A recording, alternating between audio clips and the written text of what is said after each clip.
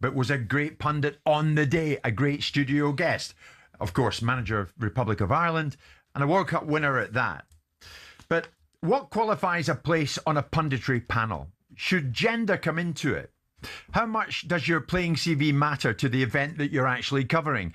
Yesterday, we discussed former Lionesses striker Eni Aluko being critical about the choice of pundits used for the Women's Euro 2025 final between England and Spain. This was Eni speaking on the 90s Baby Show. Last year, at the Women's Lionesses final, I'm sat in the stands. Farrah Williams was sat next to me. Farrah Williams has 170 caps for England. I think something ridiculous. Like, I think she's the most cap player. The two broadcasters that had the right, on BBC, you've got, I think it was Ellen White, Steph Horton, Nedum Noura. No offence to Nedum Noura, nothing against him. I don't know whether he played for England or not. Let's go over to ITV. I'm in the stands with 105 caps. So you've got two women. Between us, we've got 290 caps, something ridiculous. You turn over to ITV, and it's Ian Wright, Emma Hayes, and Kaz Carney. Out of 6 punditry spots, 2 have gone to men. Yeah? Meanwhile, you've got 290, whatever it is, I got sitting in the stands. So that was Eni speaking on that particular podcast. And then when Simon and I came off air yesterday, Eni got in touch with me, reaching out to say, look, I'll join you and Simon tomorrow morning. And she's done just that. Eni, good morning. Good morning. Thank you for having me. Good to see you and great to have you on the show. There has been a lot debated around your comments.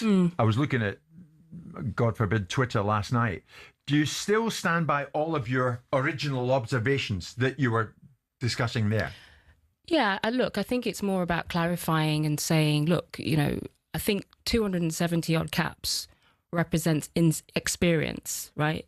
On the pitch, represents how many times you've played in the Euros, how many times you've played at a World Cup, represents the insight that you're able to bring to the game that helps the audience go, right, okay, she scored in a, whatever that experience might be.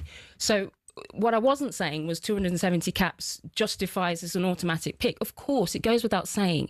You have to have the skill set as well, you know, to be a pundit, of course. So, and me and Farah have that skill set. We're both experienced pundits.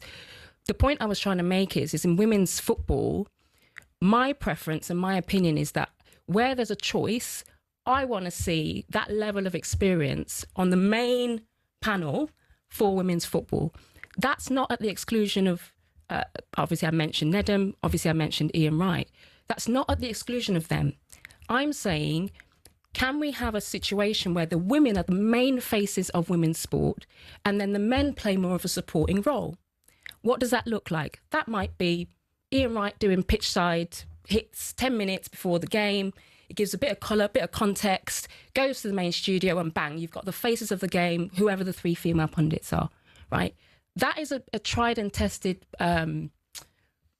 proof of concept, really, in the men's game, right? So the premium opportunities in the men's game, when I think about men's finals, I've never done one because there's so many, you know, big guys that you know I think should be ahead of me. But in the sort of exceptional cases, got someone like Karen Carney who's brilliant. Before the game, she'll do a final. She'll do a 10-minute hit before the game with Laura Woods, and it you know gives it a bit of colour, context. It's a supporting role, goes to the main stage studio, and then bang, you've got Roy Keane, Ian Wright, Gary Neville. I see where you're going with it. So I'm not saying it's at the expense of anyone. What I'm saying is, can we start to prioritise the sort of big positions for women, and have sort of the men support that. Well, you were part of ITV's punditry team for Euro 2025, but you didn't work on an England game and you weren't involved in the final. Right. Why? Why do you think that was? I think that's just their choice, right? I think they wanted to go with other pundits that they felt were better for the final. But you would have wished to be have been involved, Eni. You wanted that gig, obviously. Yeah, of course. But I think by the time I worked on the Women's Euros last year, we'd already had a conversation that you know, I wouldn't be working with ITV as much. And so there was already a conversation about, you know, my role changing slightly. I was disappointed, but the reason was never that, you know, you're not good enough to do a final. The reason actually that was given to me was that, you know, we're cutting budgets and, you know, we're reducing from 3 pundits to 2, and, you know, your contract is not the priority. Ian Wright's is the priority.